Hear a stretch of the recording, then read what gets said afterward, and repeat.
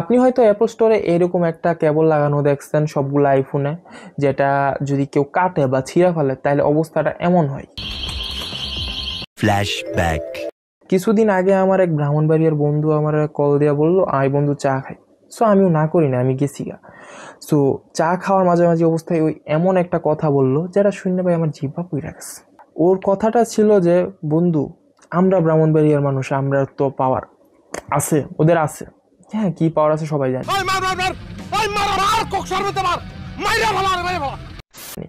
So আমরা দেশে যদি একটা অ্যাপল স্টোর থাকতো তাইলে ভাই ওইখানে গিয়া বাটা শোরুমের মতো বয়কট নাম কইরা সব আইফোন সিরিজ মাইরা দিতাম। সো ওর এই কথা শুনে ভাই আমার তো অবস্থা খারাপ, মানে জিব্বা পুইরা।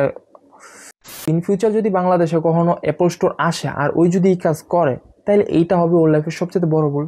কজ ভাই আমি বিষয়টা বলি, আপনি হয়তো অ্যাপল স্টোরে এরকম একটা কেবল লাগানো দেখছেন সবগুলো আইফোনে, যেটা যদি কেউ কাটে বা ছিঁড়া ফেলে তাহলে অবস্থাটা এমন হয়।